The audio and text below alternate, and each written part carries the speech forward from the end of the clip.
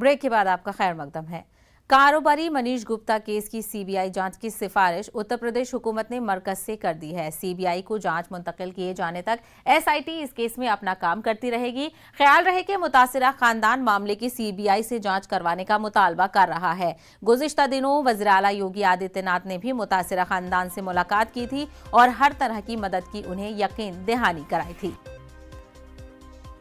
तो मामला गुज़िश्ता दिनों का है जब कारोबारी प्रॉपर्टी डीलर मनीष गुप्ता के कत्ल का मामला सामने आया था। हालांकि इस मामले में योगी हुकूमत की तरफ से तमाम कार्रवाई करने की बात कही जा रही है। इसी मामले पर मजीद बातचीत करेंगे हमारे नुमाइंदे संदीप सविता इस वक्त हमारे साथ जुड़ गए हैं। संदीप, बताइएगा कि हुकूमत की तरफ से सीबीआई जांच की सिफारिश कर दी गई है, क्या अब मामला सीबीआई पर जाएगा?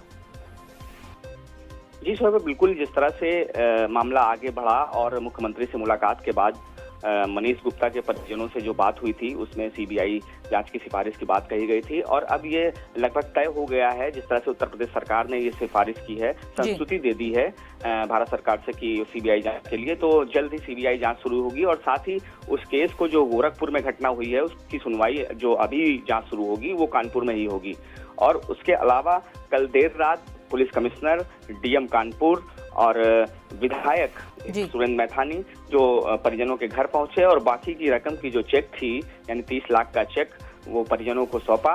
तो जिस तरह से तेजी से इस मामले पर कार्रवाई हो रही है, तो कहीं ना कहीं मुख्यमंत्री से जो मुलाकात हुई है उसके बाद से लगातार तेजी से इस मामले पर कार्रवाई हो रही है। जी वहीं एसआईटी की जो कार्रवाई है वो कहां तक पहुंची है? क्या जो इसमें 6 पुलिस एहलकार पर निशानदेही की गई थी, क्या कुछ कार्रवाई एसआईटी की पहुंची है आगे?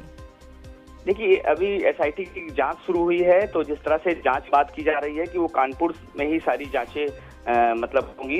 घटना स्थल के अलावा जो बातचीत और यहाँ के परिजनों से बातचीत और पुलिस कर्मियों के बारे में जो भी साक्ष्य जुटाए जाने वो गोरखपुर से जुटाए जाने हैं और उनकी पूछताछ होनी है। और बाकी जांच जो है वो कानपुर से ही एसआईटी की भी शुरू होगी, लेकिन एसआईटी की जांच अभी शुरू होगी। संस्तुति जिस तरह से सीबीआई की उत्तर प्रदेश सरकार ने की है भारत सरकार से, तो जल्द ही सीबीआई जांच की भी ऐलान हो सकता है। सीबीआई इस पर जांच करेगी। जी वहीं संदीप, जो मनीष की अहलिया है उन्होंने मौन व्रत रखने की बात कही थी कि जब तक वो योगी आदित्यनाथ से नहीं मिलेंगी तब तक वो व्रत रखेंगी। वहीं क्या उनकी अहलिया योगी आदित्यनाथ से मुलाकात के बाद मुतमईन है, उन्होंने अपना व्रत तोड़ दिया है? जी बिल्कुल, जिस तरह से योगी आदित्यनाथ से जब उन्होंने बात की थी, उसके बाद जब मीडिया से बात की थी तो उन्होंने तो पूरी तरह से संतुष्टि जाहिर की थी कि योगी आदित्यनाथ ने जिस तरह से उनसे बात की, उनकी सारी मांगों को माना और जिस तरह से कानपुर में केस को ट्रांसफर किया वो अपनी तरफ से ट्रांसफर किया। तो उन्होंने इस बात पर योगी आदित्यनाथ से ये बात कही थी कि वो एक बड़े भाई की तरह उन्होंने जो है उनका साथ दिया और जो उनकी मदद की।